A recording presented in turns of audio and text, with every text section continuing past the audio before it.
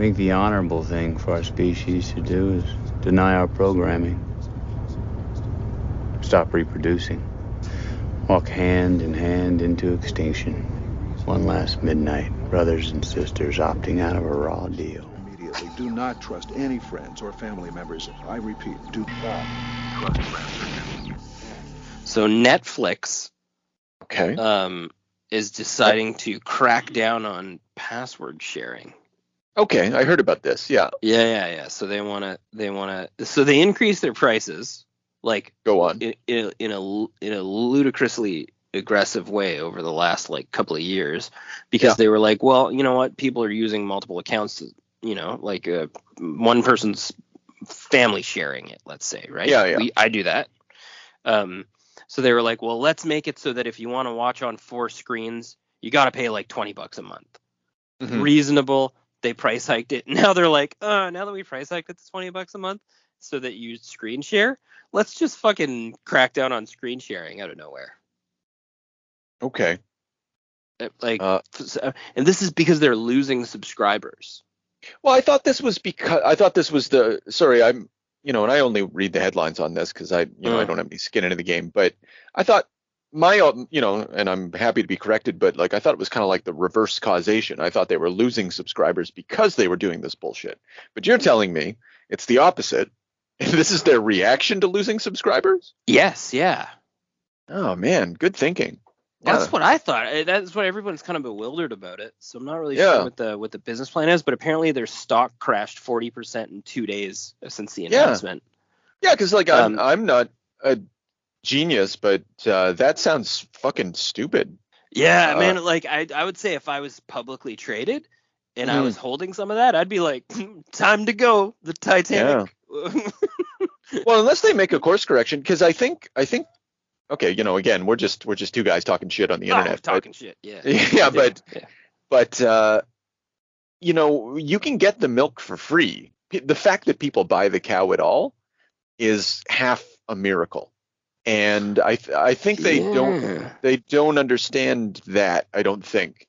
And I don't know if Netflix really realized like fucking Disney hit them in the side of the head with a baseball bat, and they're kind of like that dude from Walking Dead now. They're like, yeah, they're out to lunch, man. They got hit by Negan? Yeah, that's right. They got fucking clocked by Negan in the head. They got one eye bulging out. They're kind of mental now. It's the ship sailed. The milk's gone sour. So like the product was kind of meh, at this point to begin with. Like the fucking crackers were tasting a little stale when you log into Netflix I like these days. I love all these food analogies. You like all this. This is coming down hard. So what I'm saying is, you've made as many aggressive moves as I think you could possibly make before people are like, I'm gonna check out. Yeah. And I think like in a scenario like we have it. I have Netflix. I share it with family members, parents and so on and so forth. However, $20 a month is pretty bulky right now, or even $24 a month, whatever the fuck they're charging. And the product's meh. I'm comfortable out of laziness keeping it, but I also have no fucking qualms about dumping it. Yeah. Like, there's nobody that's going to be like, oh, cool, this is worth fucking like $300 a year to me personally and my family. Like, you got to be a fucking donkey monkey to think that a streaming service is worth that under any circumstance. You could get pay-per-views for real money for less than that. Yeah, if it's something like, getting to your comment about it, like sort of laziness and like if you're a person that has enough money and you already have a Netflix account, like you're probably not paying attention. You really don't give a shit.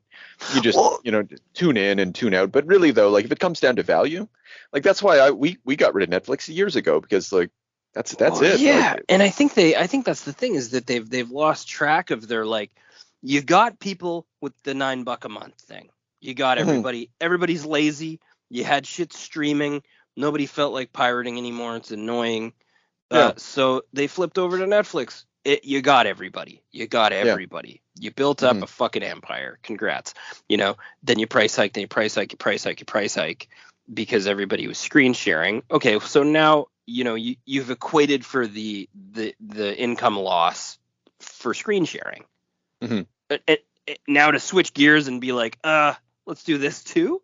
Like, now you've dropped the ball, and that's after you've got sewered by Paramount and Disney and everybody else pulling all their fucking movies and content out and starting their own streaming services. I could get Paramount at one point was selling they have all fucking Star Trek and whatever, the new Halo show. They got their own fucking thing going. Whatever, it's probably meh content, but they at one point they were selling it for $29 Canadian for the year. Oh, really? Wow.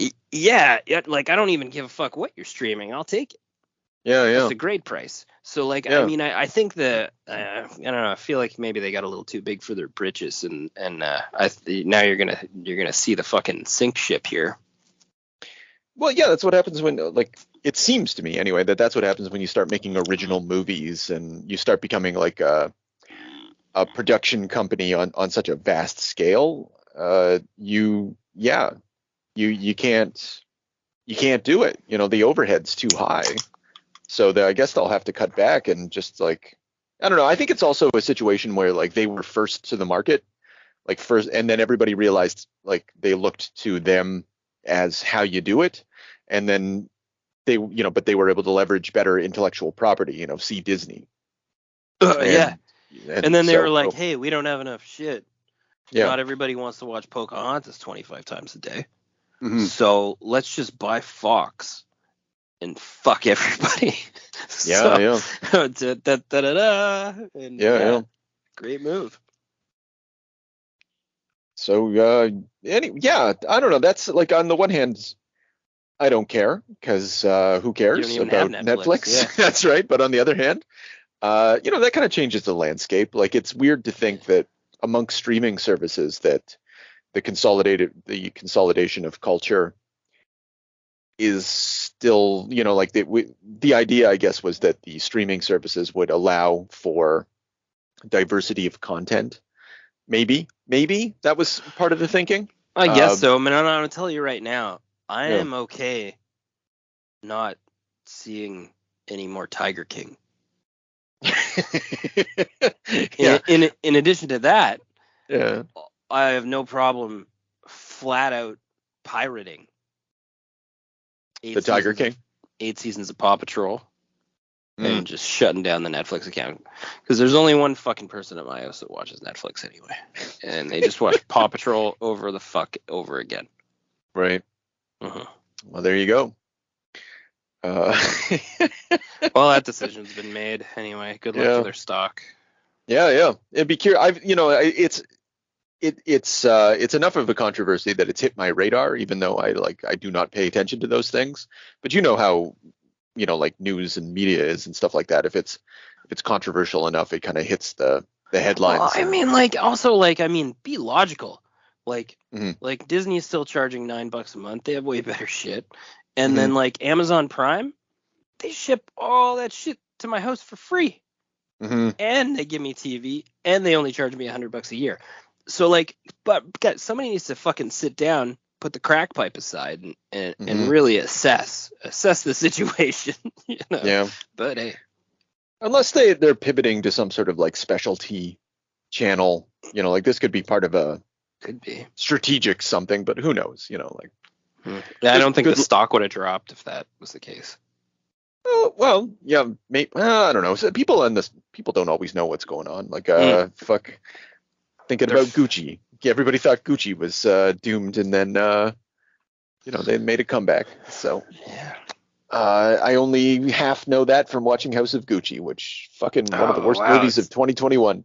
Really unfortunate that you've taken that info into your mind. Yeah. Well, I don't lie. I'd love to wear a bunch of Gucci outfits. I'd look so good. Tracksuit? Gucci tracksuit. I don't know if you would look good. You don't think I'd look good in a tracksuit? You go look like an yourself. Ass clown. You'd look like that fucking guy with the rainbow hair, that rapper. Oh, I don't know what you're referring to. That guy sounds okay. Yeah, that's what you look that like might be true. Gucci stuff. Like an ass clown. Yeah. Normal people, real rich people dress like Elon. Yeah. So I don't know how. I honestly I don't know what that dude. Pants and shirt from Old Navy. Right. Yeah, you don't get rich signing checks. That's right. Zucky's Barbecue, buddy. That's a fucking Walmart T-shirt. What a prick. Son of a bitch. Yeah. Hey, James, when did you first, let's dip into Canadian politics for just a second here. How did you bump into Pierre Poilievre? You sent me a link one day. You're fired up because I called it, right? I'm a little troubled by the fact that you called it. Yeah. Because you know what? How did you bump into this? I constantly peruse smut news. Yeah. Constantly. That's all. Yeah. I float Apple News. I float toilet bowl articles on Facebook. I do it for a laugh, to enrage myself, to go on rants, to pretend I'm politically informed, so on and so forth. I found this guy. I saw a couple of his very early on speeches. Yeah. And I thought to myself, this guy's just the right kind of fucking slime. Just the perfect mix of like what a Canadian conservative should be, and the kind of guy that's willing to toe the line on like Trump type rhetoric, but is in very, very much in control of like he's very manicured. Everything comes out of his mouth is slick. And I just thought, oh fuck, this guy's a slime bag. He's gonna come in and he's gonna give tax breaks to big businesses, and everybody's just gonna get fucked. And he's gonna beat. My mom was convinced that Jean Charest was gonna get in. I'm like, I don't know, Mom. He's an old liberal, and I feel like his political stance makes a bit more sense. I don't think people are into that now on the right hand side. Well, no, because it's.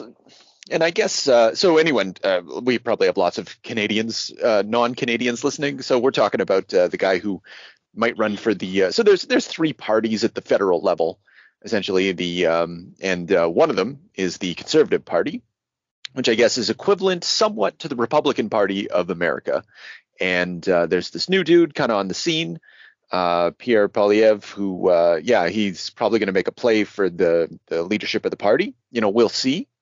It seems likely that there's going to be success there, and if he is successful, yeah, man, like he's got just the magic sauce to take Trudeau out, because like he's tapped in so hard, like and I'm not holding this against you, but like I'm thinking of all the Canadians that share your knee-jerk reaction to Justin, like you're just base hatred of the man.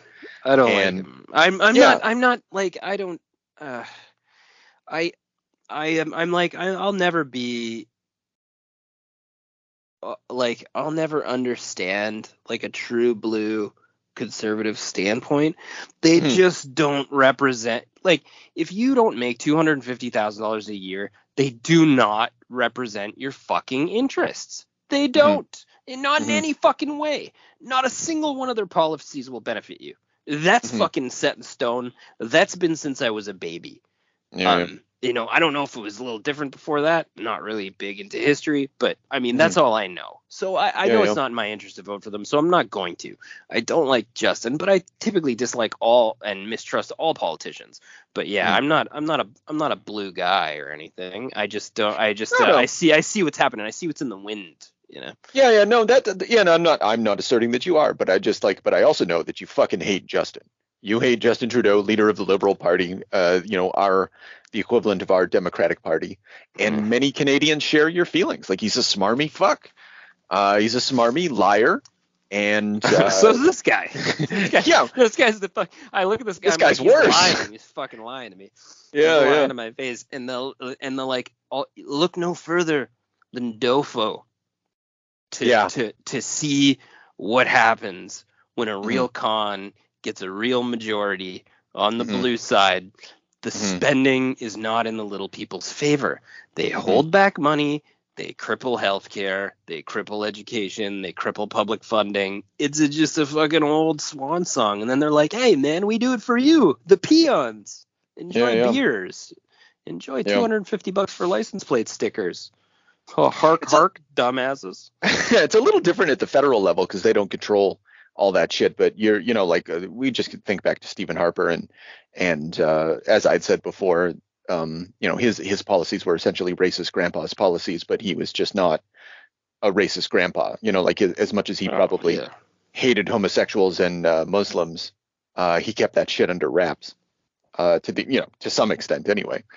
I don't know if he was that good at that at the end. No, not at the end. No, not at all.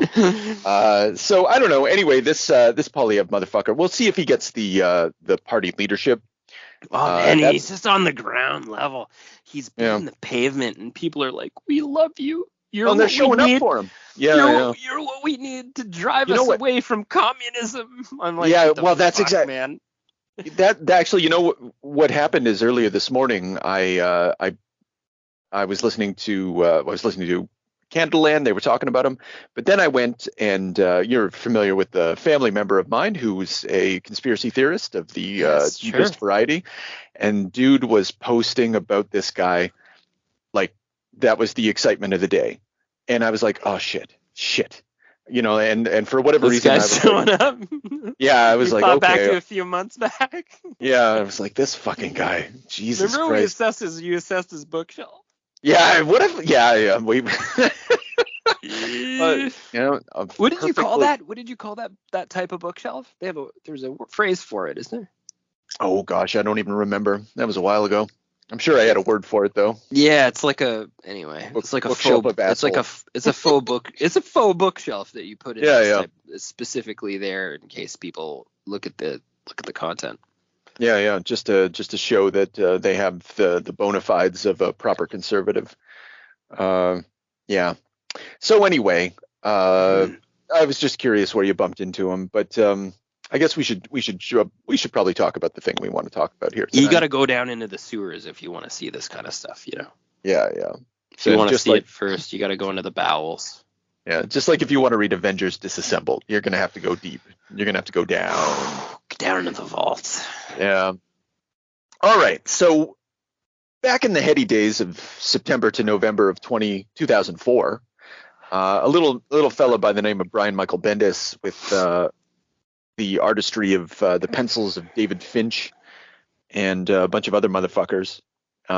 They did an Avengers 500 to 503 with a little coda called the finale.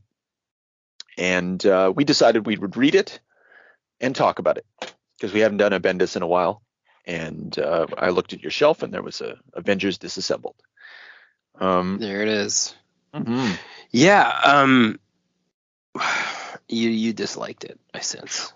Well, you know what it is? I like what comes after it. And I actually kind of like quite a bit. Not a whole lot, but I enjoyed it. And I actually even rereading it, I was like, okay, actually this is kind of fun. I don't like this opening gambit, this sweeping of the board that he performs. It was a little cheap. Did you find it? I did find it a little cheap. I remember back in 2004, I found it extremely embarrassing and I avoided it. And it took me a while. It took a while for Bendis to kind of earn my trust after that. If that sounds weird, not that I was a big fan of him at the time. Actually, I was because I'd read his Daredevil run, and I was aware of what he did with Disassembled, and I was kind of like, no, thank you. And then it wasn't until like maybe issue 8 or maybe even like 12 or 13 of his New Avengers run afterwards that I kind of came to it and then reread and then went back and read the whole thing. Yeah, I find this opening Disassembled thing like really Jeff Johns-esque, like really dark, real metal, right? And you're like, why is this happening? This doesn't make any sense. Why is this so metal? Yeah, it's true. Really nice. And I mean, like, you're right. The plot is flimsy as fuck. Mm-hmm. All the attacks are senseless, and they're pinned back to one little twist at the end, which is cheap, mm-hmm. Especially given the gravity of the attacks. Yeah, like you attacked like literally almost like every Marvel superhero at one point. No one picked up any. Reed Richards was, come on. Yeah. Yeah. No. Doctor Strange shows up at some point, and like no one's. Yeah, Doctor Strange shuts it down. Okay, Yeah. I'll give you the bone for that. But I did like first big thing. Shout out to David. That art's fucking something. That's really good. That's really great. Mm-hmm. Really great backgrounds, really great expression. I don't know, do you like him? Do you care for him? I do. I think that he's not. I agree with you that his backgrounds are very they're very good, and his character work is or his figure work is very good. His faces, I often have trouble. I don't know who has what face. Like I don't think he can do that. And sometimes it's a little awkward, like a Kubert drew it. Yeah, kind of how like there's sort of like there's angry and doe-eyed, and that's about it. Yeah. I get it. Yeah, I know. Yeah, no, but no, that's fine though. Like for the most part, it's it's good. Like that's all you need when you're doing metal. Yeah, well, when you're doing any like superhero work for the most part, this team, Bendis was working with this guy on Ultimate X-Men prior to this, from 2003 to 2004, and they kept the team together to do this series. Yeah, they were clipping. They were enjoying each other's company. Also, I got a bit of a Captain America boner. Yeah. And great job, right? Come on, the Cap was something else in this. It's a good Cap. Yeah, that's the thing. Like, and you see all the pieces of everything that he's going to put together later, because he's disassembling so he can reassemble. Avengers Assemble. It's very clever. Yes, obviously. Yeah, well. Yeah. I mean, he's like, no one thought of this before. Yeah. But his Cap, his Cap's awesome. Most of his characters are pretty. These are exciting Avengers. It's on brand. Did you like Tony having a few shots of rye and threatening to roast the Latvian candidate in the Senate? No, actually, I didn't. It's too aggressive for drunk Tony. Because I remember drunk Tony from the original Demon in a Bottle thing, and like he's aggressive, but he was more destructive. He was more of a drunk driver than he was like an abusive person, like a biker. That's my recollection anyway. It seems this guy's an animal. Yeah. But then again, okay, so it's Wanda doing this with her special magic powers and stuff like that, and she's gone insane. And so she's. It would have been cooler if Pym came out and was like, "Do him, Tony. You kill that Latvian diplomat." No. Just roasted him alive, skeletal remains. Now we're talking. And we would add some real fucking metal. Well, yeah, because we've got skeletal remains, like. I know. I'm ready. Scott, oh sweet Lord!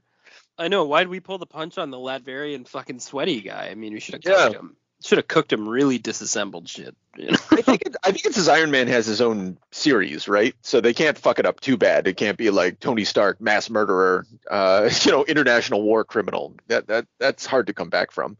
Not impossible, but. Yeah, he could have lawyered his way out of it, Johnny Depp style. My goodness. Come on, that's enough. That's enough. Actually, I do want to comment on that a little bit. That I was watching. So another thing that the conspiracy theorist family member really, really like focuses on is this Johnny Depp Amber Heard trial. Justice. And because Amber's a piece of shit, right? And Johnny Depp is innocent, because it's just women attacking men and all that shit. And I ended up. You gotta watch out for those women.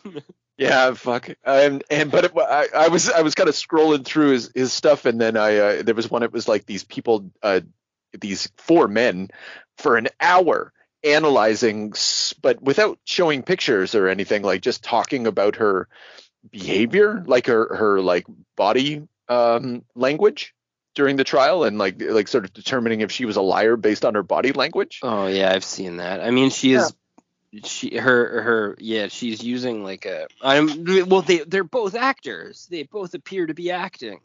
The whole thing is like a circus. It's very interesting. I know that was another thing I picked, but that's from I just anything that's like hot. Like I find all that smut to be, including politics and that, to be just like a source of like dark entertainment. Right. Like Avengers Disassembled. Yes. And I did like the splatter moments too, flipping back right over, like the Vision tear apart scene. Oh yeah, when She-Hulk like just fucking yeah.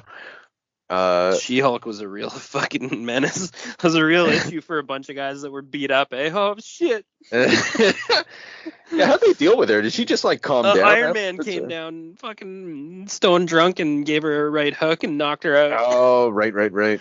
Saved all their asses. Well, she smashed Captain America under a Jeep of some sort.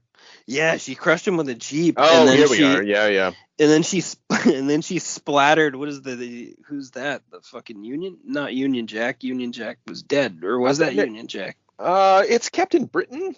Like it's a Captain Britain. Yeah, Captain Britain. Yeah. Yeah. So that was it for female Captain Britain, hospitalized. Then she starts like fully hulking out, getting real big, and then there's like pedestrians start getting squished, and then Tony comes out of nowhere and just gives a one-punch finale. Right. Yeah. I think the difficulty with this book is that like it doesn't like it's 4 issues, and I don't know what they were trying to sell to, because really it's just like, okay, everybody's fucking beat up and the Avengers are over, and you get no sense of anything that's going to happen afterwards. It really counts on the fact that you love the Avengers, but nobody loved the Avengers at this point. This is when the Ultimates is running. Like this is competing with the Ultimates. Did you like the red hue that would come over the pages during the attacks? Did you notice that? Yeah. It's I don't know if I liked it. I did notice it. Like it's it definitely like separates the attacks from the. Oh, I guess actually, you know what? That's like Scarlet Witch. That shows. Fuck yeah. Yeah. Nice. God it damn shows it. that she's holding control over the situation, right, or whatever. Yeah. But how she made. Okay, yeah. Like here we go. Who am I looking at here on the splash page?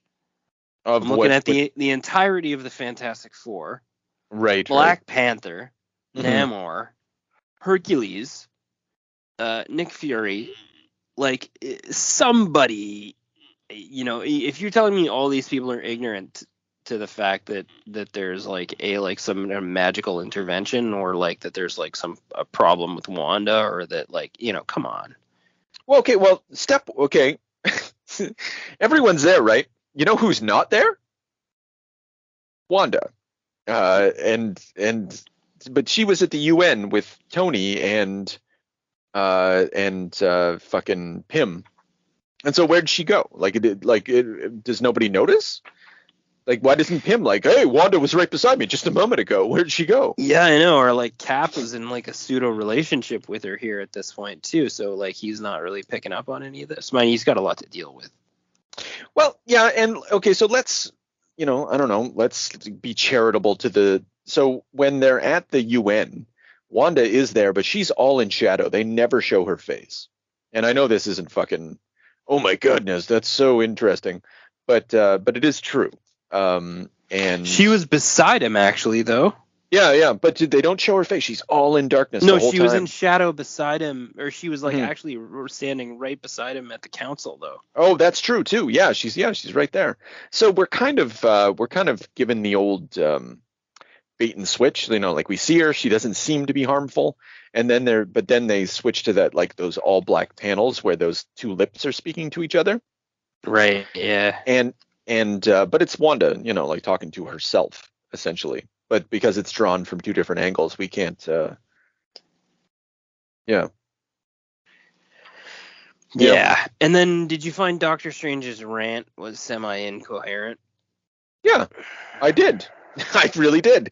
Like that's this is dumb. This is so fucking dumb. He's like, I tried to take her as a student once, but she was busy. And it was a little sort of cheap. It was like, I'm projecting myself. I'm a fucking master of the mystic arts. Do you guys know anybody that's got magic powers? Maybe, Traumatized, might be able to do something like this. Anybody? Nobody? Yeah. Cap starts weeping. Cap, I see it.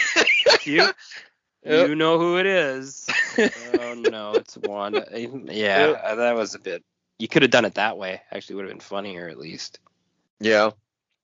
Do you think he already knows at that point, or is he really asking them? I thought it was all rhetorical. Sure. It might. Yeah. Yeah, you could read it that way. Yeah, I thought he was just being a rhetorical prick, and he was just like giving them shit, like over panel after panel. It felt that way, like sort of like shaming them.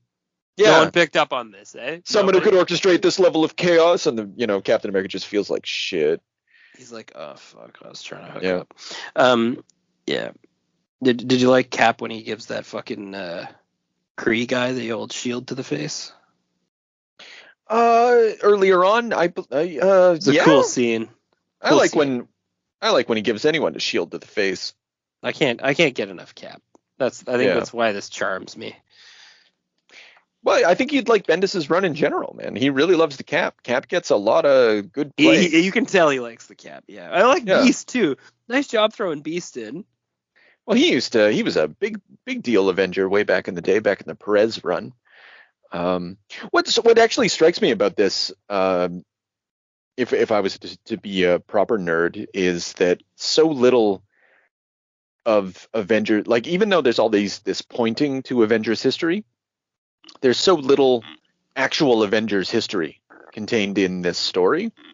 It really feels like someone coming in and really saying like just kind of gesturing to the past, but in really overt ways that makes it feel like that they're actually invested in Avengers history, but aren't, because it's simple. Like in that finale thing, it just shows like it's splash page after splash page of a guest artist drawing like the major events from Avengers history. But I don't feel that it's not like a Grant Morrison book or a Kurt Busiek book or even a Mark Waid book where you feel that there's actual love for the past. With Brian Michael Bendis, it's I feel that he just wants to put his voice on top of the past and then build off that. I don't know if that's a meaningful distinction. It is a meaningful distinction because like the books, he just wants everything to be like a play, or an episode of The West Wing, and then he just wants to have an episode of The West Wing, but like with the Avengers. It's so mean. I like it. I did like the art splash. Yeah, that was cool. The Wanda art splash. Oh yeah, like the collage. Yeah. That's and yeah, she has gone evil so many times in the past. It makes total sense that she's gone evil again because she, Does anything I described not sound like Wanda Maximoff? Dun, dun, dun. Yeah. Shit, she's out of control again. No. Everyone loses it. Yeah. Wonder Man, you are wrong. Fuck off, Wonder Man. Nobody talking to you. Nobody was talking to you, Wonder Man. Stupid idiot. Wonder Man is useless. What the fuck? I challenge you to bring a good Wonder Man story to the table. Oh, I can't. I'm not even going to try. Like, I don't think there is. See that? Nice. Yeah, but he's a solid Avenger from back in the day. Like, he's Wonder Man, right? I don't know what to tell you. He's just like a classic Avenger. He just is. Yeah, I'm going to accept that. He's the brainwave. The brainwave. No, sorry. I was going to say he's the brainwaves for the Vision. He's got some sort of weird love triangle with Vision and Wanda. Well, to each their own. Yeah, mm-hmm. I did like the Spider-Man gag. Did you enjoy that? What about his Spider-Man's kind of funny. taking a shot at Wanda dating a robot? Yeah. Man, she was dating her. I mean, he was. I thought she is a robot. Great. And they're right in the middle of like a clinch scene too. Nice. It was funny. I thought it was funny. Yeah, well, he's funny. He's good at the quips. Joss Whedon made Brian Michael Bendis possible, I think. Like Buffy the Vampire Slayer and shit like that. I think that's sort of, which I think Buffy exists at this point. By 2004, Joss Whedon's definitely on the scene. So feeling comfortable with that statement. That sort of comedy. Let's even put aside Joss Whedon, that sort of comedy where like you might even think like Will Ferrell or something like that, coming in and make some sort of comment, in the silence between important moments, or not important, but like, serious moments. That's kind of what's going on there. And it works because there's a density of text. Like you said, you read these issues and it felt like more than 5 issues. And it does feel like more than 5 issues because it's Claremont level of text. It's true, yeah. And like and I'm not like, I see what he did here, and I see how it's cheap. Mm-hmm. But it wasn't. I've seen worse, much worse. Oh yeah. And I've also been through like a cheap tactic to rebuild a book or to sort of put your own spin on a book, and also seen it done in a way that wasn't entertaining, and this was not that. That's true. You got the impression that there was some sort of heart at play here, and some sort of like wider nerding out that was going on. All your favorites showed up. It was like, it felt big, like properly big for an Avengers story, even though it also still feels very small. Like the Avengers feel very, like we've already talked about this, but they just feel so stupid. That's true. Like when they get together afterwards, they're like, we had a really bad day and maybe we deserved it. And you're like, why? You really didn't. And then they're like, what are we going to do? And then they're like, oh shit, what's that? The Quinjet? Like, you guys are getting attacked again, you donkeys. Like, fucking do something. Somebody do something. Yeah. Like, you're the Avengers. They're all shit-heels. I don't know what they were doing. And then they actually have the Wanda having dinner with her kids actually is sort of like that. Yeah. The WandaVision snippet there. And I mean, I know obviously that story's already also been told and recycled and rehashed, but not really. Actually, reading this, I was like, oh shit. Like, okay, so this WandaVision is basically this bit from Avengers Disassembled, and plus Vision. Like that, the story that we're going to be doing next time we get together. Yeah, it was almost the same. Like, so they took the Vision story, and then also like basically like, look, there's 2 pages in here that you could be like, oh, that's interesting. That was going on in the background the entire time Disassembled happened. Yeah. Like, so that's fascinating that her powers are just like so like or they're so grand, or they can be so out of control that she's not even like conscious of it. And again, John Byrne has paved the way for this sort of behavior. Like, getting back to when we did WandaVision, when we talked about it, we did read the John Byrne comics, and this is kind of a rehash of John Byrne territory, but it's also an expansion on it. I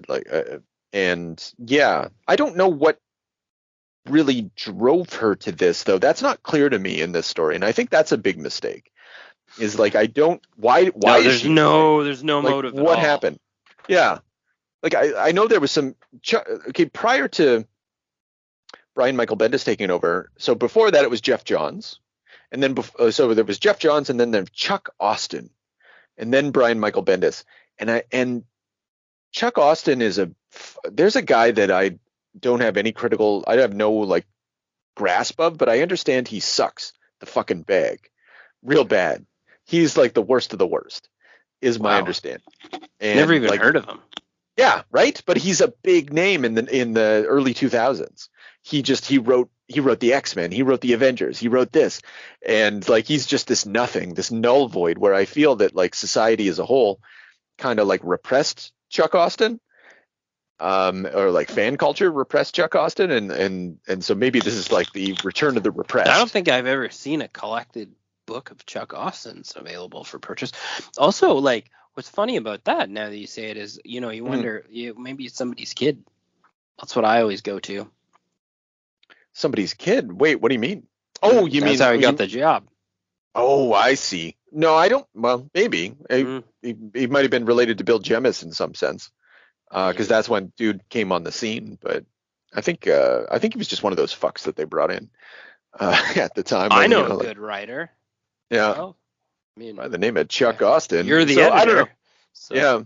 That's another thing that changed with this Avengers Disassembled is I think so they got rid of not only the editor, but they got rid of the writer. And so they brought in Bendis, and I think it's Tom Brevoort becomes the editor at the time. And they move on. But I don't know. I'm just wondering if there's something in the issues prior to this that leads to us comprehending why Wanda just fucking went right over the deep end. Yeah, she goes mental. She has these little demon children like talking to her, and Cap's like dropping his mask and going like full heartfelt. You figured this would have some effect on her. Yeah. They're not real, Wanda. Come with me. I want to help. Boom, Nazis. Oh, son of a bitch. Yeah. Then she flies out like she's going to take on the entire Marvel universe, which she semi-does for like 2 seconds. Yeah, and then I guess Doctor Strange shows up, and there's like a stupid like zip-zap fight.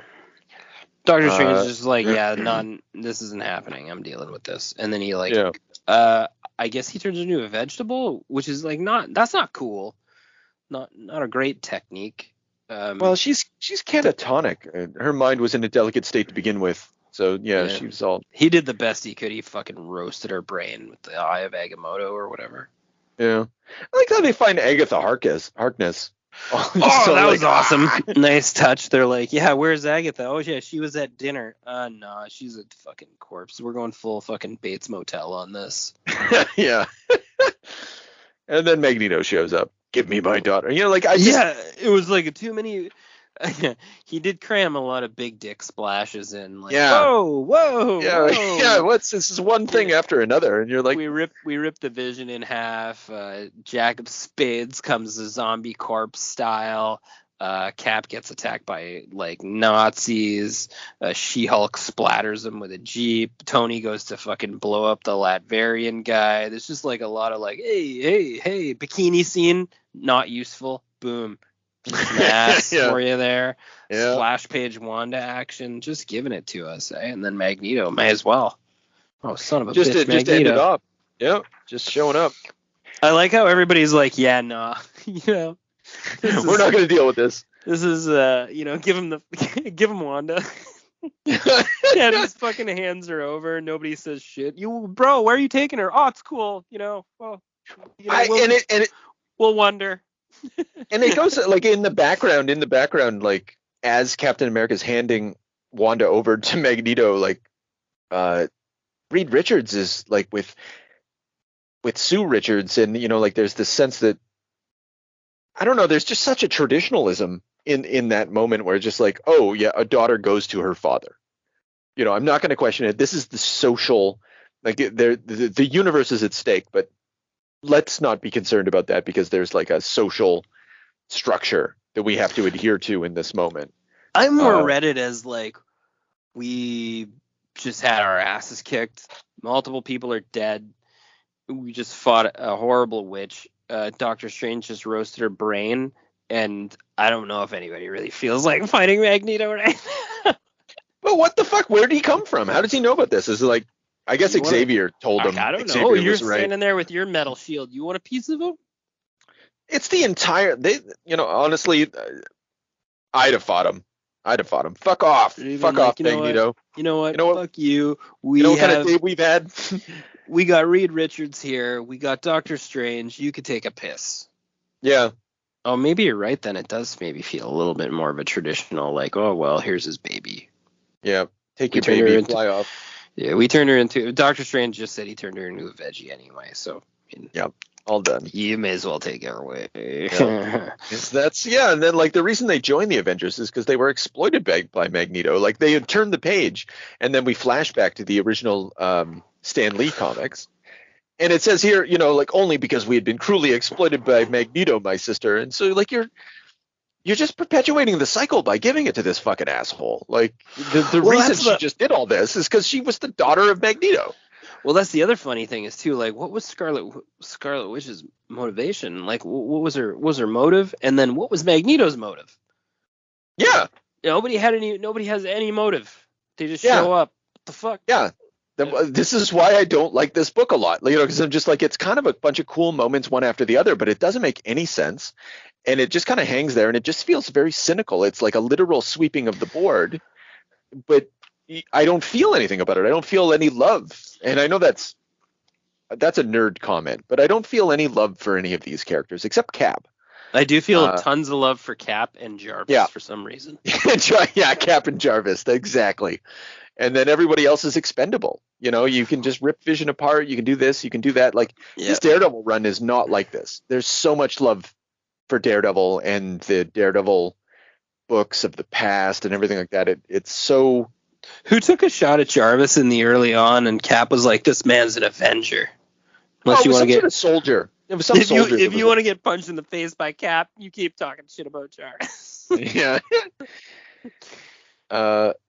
And yeah, so then after this, it's the finale thing with all the different artists, and everyone's just like, it's just a big fucking conversation too. It's just like, I can't continue with the Avengers. I can't continue. None of us can continue. And then I quit. The only people with any balls are Cap and Jarvis. He's still wiping tables. That's right. Cap's still letting him off the hook. And then Tony's. They're like, it's Tony's property. He's gonna leave a dilapidated, burning fucking Quinjet as a memorial. What? What? Any money? And he's like, yeah, I scavenged it for parts already. It's all good. What? That's fine. They have a last. And Tony's like, also, I quit too. Yeah. Quicksilver comes in. My sister loved you guys. I quit. Fuck. What? And then they have a final drink, and then Wonder Man fucking stands there like a donkey. Petro, where'd you go, bro? They're like, he's out of the city. Fuckwad. Stupid shit. You were dumb 10 pages back too.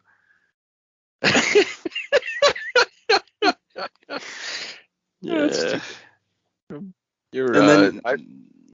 Sorry, my irrational hatred of Wonder Man is strong. Kurt Busiek does a good thing with Kurt.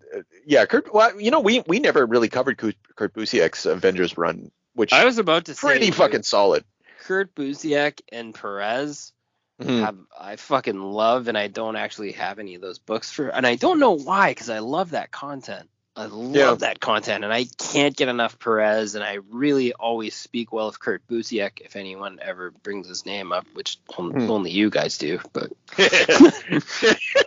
says unfortunately probably true. Yeah, prior to this, and anyway, there's some good Wonder Man stuff in there for whatever that's worth.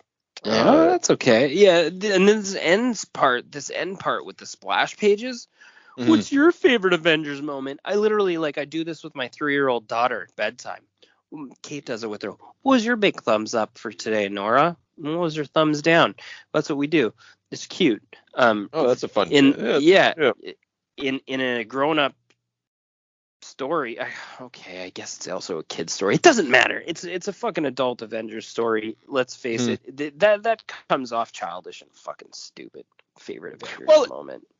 It becomes in the same way that Blackest Night is masturbatory and dark. So is this. It's a different flavor of the same sort of tendency in comics. It's like, let's all jerk off while we smash the things that we hate. It's not. They're not making love to something. They're engaging in sort of sadistic sex with it. And that's a thing that fan culture does generally. But after this, Bendis is going to make love to the project. He's gonna do some stuff. He's gonna get it together. But this is just hurting everything for no good reason. But then pretending that you love it, and I guess and the fans really like that too. That's something that they like. I picked this up. Back in the day, but I mean at the time I also was really big in the Ultimates too. I was just loving what was happening here. I don't know, fuck. You had Miller and Bendis. You were think times were good. Yeah. Fitch and Hitch. Fucking. Yeah, that's true. Things were hot, man. Yeah, everything's rhyming all over the place. Yeah, it's tough to think that. The Ultimates as a project didn't end until 2007. just because of all the delays and stuff like that. Like it started in 2002, and then Ultimates 2 was 2004 to 2007. So yeah, it's just weird to think that like such different flavors of Avengers were happening at the same time. And back to Busiek for just a moment. Busiek ended his run in 2002 because he knew the Avengers was the Ultimates was coming, and he was like, I don't want to be involved with the Avengers if you're doing the Ultimates, because it's just like I'm just going to be the old man. Like I don't want to be the guy that people pick on because I'm doing the old shit. And that's fair. They did show a distrust of the Avengers as a property, and then Millar showed that it could work. And then Bendis, eventually came around and was just like, okay, like let's actually make it work. Let's bring this property back. They could have just made the property work, but Marvel doesn't believe in itself. But at least we got old Bendis out of it. We got old. Well, yeah, and when you do a reboot, like when you do a strong reboot, like I don't understand why you would run this at the same time as the Ultimates. Like that's like the new X-Men when they ran the new X-Men with Grant Morrison. Like you can't fucking run a standard book with a Gambit story alongside that. What the fuck? Who's gonna be reading that? Like and I'm not saying Kurt Busiek is anywhere near the level of a bad X-Men writer. Kurt Busiek's a lovely writer, and the Avengers stuff with Perez is fucking amazing. But I'm just saying, like, it's fairly hard to do like a high profile writer artist combo attack and then have it, like, I don't know, like then just sort of bring back like a like a good idea for more of a core run at the same time. It doesn't make sense. Yeah, that was the weird thing about at the same time that Morrison's run was going on. Like I think they had Claremont's Extreme X-Men or whatever the fuck it was called, and it's it was like this bog standard superhero fare at the very same time, and they were like, it's so. Yeah, it just doesn't match. At least with Millar and Bendis, you've got two Ultimates comics writers. Because like Bendis did Ultimate Spider-Man, he was, like he's just as influential and important to the Ultimates run as Mark Millar is, and so it kind of makes sense. They're just taking that Ultimates business and they're bringing it to the Marvel universe. Yeah, so, like why not? Yeah, and I like that. I like that too. Yeah, and it works out. It works out. It works out in the end. I honestly, like, if you ever get a chance, I genuinely recommend his all the stuff that came after this, because it's pretty good, and it was really entertaining for a long time, for years and years. Yeah, definitely has a thing. Yeah, and I shouldn't say that either though, because there's a backlash you get from just doing an erase and being like, here's the new product. And then maybe that's what they feared too. We can look no farther than X-Force to say, Oh, you like Peter Milligan? Have Pete show up and be like, this is stupid, and all these characters are useless, so I need to make my own. And I'm just gonna fucking shit on your book, and then change the name of it to something hilarious, and then I'm gonna do my own sort of overly self-aware reality show using my new characters. Yeah. And I don't know, one of the coolest moments in modern comic history for me, but for other people, definitely not so much. Where's Cable, man? Fucking Cable. Yeah. Fucking bullshit. Bro, you got rid of Wolf Girl. And brought in Gay Wolfman. Oh, I guess that is what happened, isn't it? That's funny. I didn't think about that. Yeah, he's a funny guy. All right. So Avengers Disassembled. What do we want to do with this thing? Do we want to mark it? Give it a rank of some sort, or? Yeah, like I'm gonna give it. I don't know. I'm pretty comfortable with a 7. I that's gonna be probably way higher than yours, but I'm good with 7 roasted Latvian dictators out of 10. I'm gonna go with 5 synthesoids ripped clean in half, so that way it's a full 10. Yeah, I don't. Yeah, like 5, like it's good, but it is not a thing in and of itself.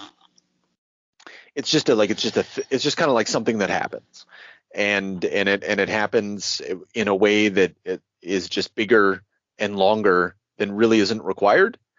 But nobody has any as we already said, nobody has any motivations. I don't understand why things are happening. I don't know why I should care about the Avengers if I don't already care about the Avengers. And, how'd she turn Jack of Spades? Why is it magic that she turned Jack of Spades' corpse into a fucking a suicide bomber? Yeah, exactly. It's so fucking confusing. What kind of powers are these? Yeah, powers of whatever the fuck Bendis feels like. Yeah, exactly. Well, he's controlling, and this has got, like, on the one hand, I will say though that this does lay the groundwork for things that he does later, like House of M flows out of this. All that No More Mutant shit flows out of this, and whether that's good or bad is debatable. A lot of the stuff, I think the Secret Invasion stuff flows out of this to an extent. So he's kind of like he has a vision for the future that's not immediately clear when you read it, and that's good, because you don't, that's a good comic when you like flow back. But like I just think this whole story by itself should have been something, I think it was just someone like literally like just clearing the board for no good reason, so that way they could rebuild, and it just feels like a marketing ploy. At the end of the day, it just feels like, hey, look at me, come look at us, look at us. Harsh but fair. Yeah. Well, next time we get together, we're going to talk about Tom King. Finally, it's time for some Tom King, and we're going to do Tom King Vision, the 12 issues or whatever, which I've already dipped into a little bit, and it's very good. Not to spoilers, everyone. It's actually very good. It is. I feel like it's hailed as one of his best things. Yeah, I've read a lot of his stuff, and it is honestly, it's one of his best things. Like, so far as I know, and I haven't read all of it, but yeah. So if you like best things from Tom King, tune in next time. Extinction Agenda. Now, all we need is a little energon and a lot of luck.